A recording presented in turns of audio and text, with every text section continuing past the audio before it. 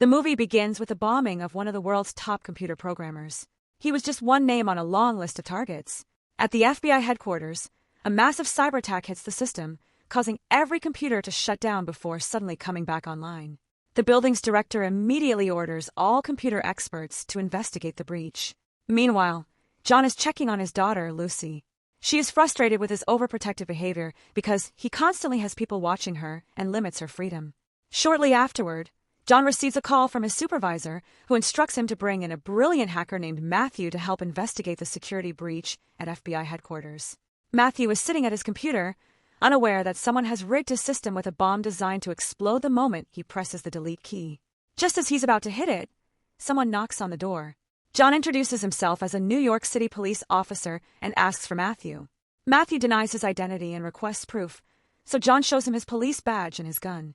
At that moment, another young man walks in and calls Matthew by name, revealing his true identity. John informs him that the FBI wants to question him. Outside the apartment, the terrorist group is waiting to watch the explosion. When it doesn't happen, one of them announces, "Move to Plan B." Plan B involves storming the apartment and opening fire. As Matthew heads toward the window to escape with John, the gunman begins shooting. John pulls him to the ground, and they crawl toward the exit. When they reach the doorway, they find the attackers waiting outside.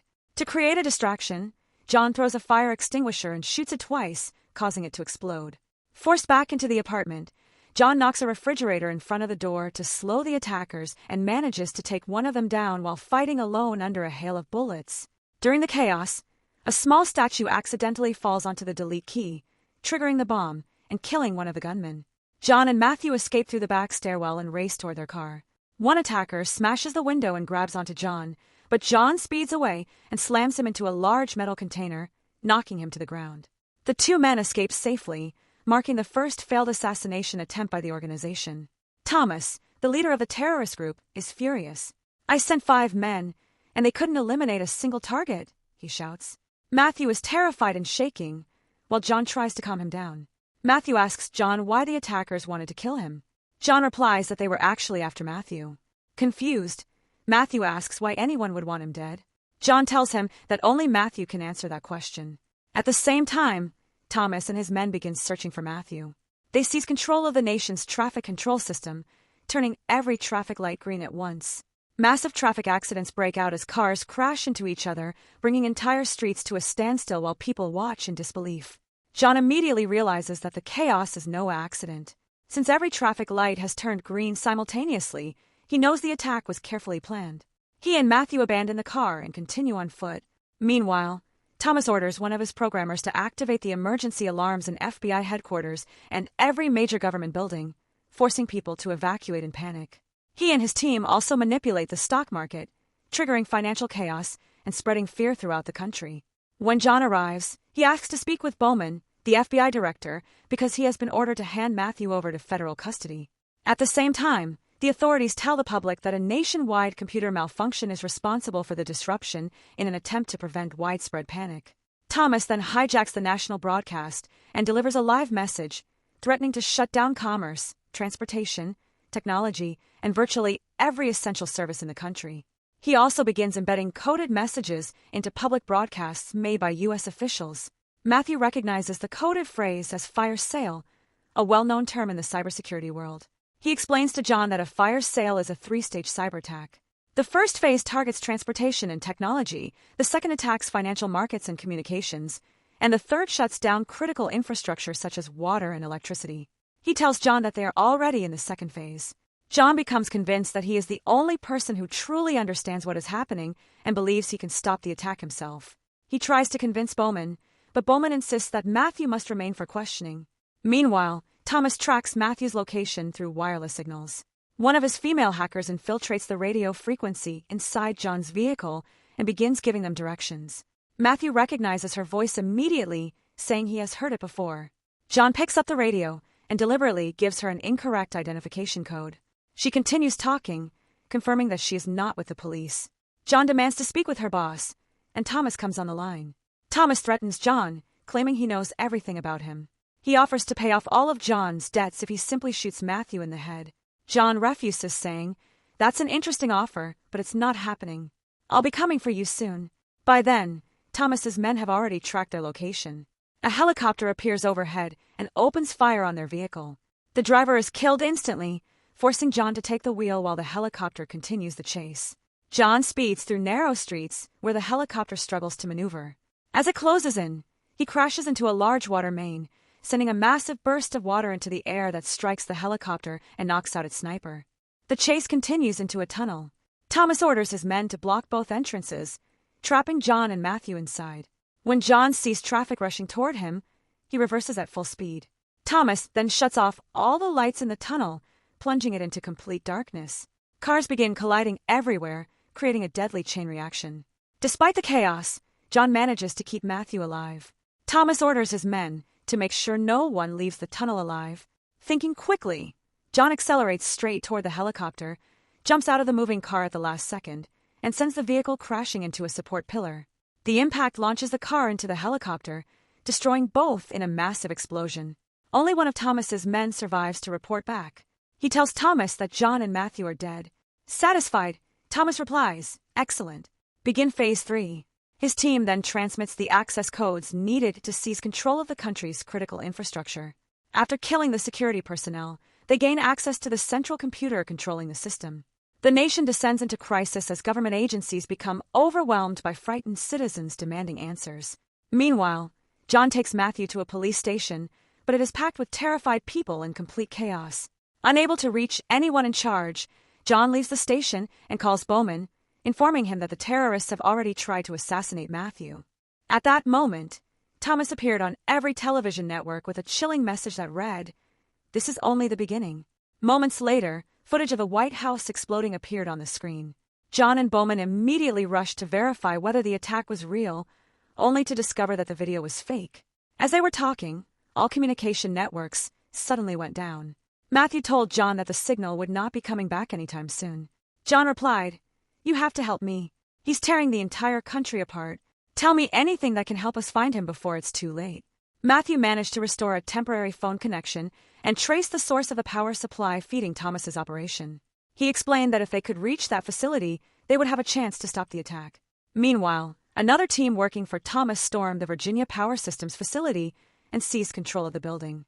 John and Matthew headed there immediately, but the terrorists soon realized they were inside the same building and moved in to eliminate them. A fierce fight broke out as John and one of the terrorists battled their way toward the control room. John managed to take him down, and he and Matthew finally reached the control center. John pinned one of the female operatives at gunpoint and ordered Matthew to begin working. She fought back violently, landing a powerful blow that knocked John to the floor. He quickly got back up and struck her, then asked Matthew if he was finished. Before Matthew could answer, she attacked John again, throwing him out of the building. She then grabbed Matthew by the arm and forced him to undo everything he had just done. At that exact moment, John hijacked a vehicle and drove it straight into the building at full speed. Just as the woman was about to kill Matthew, John slammed into her, carrying her across the hood of the car while crashing through everything in his path until he reached the elevator shaft. John tried to climb out of the vehicle while the woman continued fighting him. He nearly fell but managed to grab onto the elevator door to keep himself from plunging down the shaft. One of the terrorists opened fire on him, but Matthew struck the attacker from behind with a steel pipe, saving John's life. As the vehicle dropped into the shaft, John grabbed onto a cable at the last possible second. The car crashed to the bottom with the woman still inside, exploding on impact and killing her. Matthew returned to the control room and successfully slowed the progress of Thomas's cyberattack. Thomas called one of his operatives, but John answered the phone instead and said, "If you're calling about the Asian woman, she fell from the 4th floor." Thomas calmly replied, "Good. Then let's make this personal."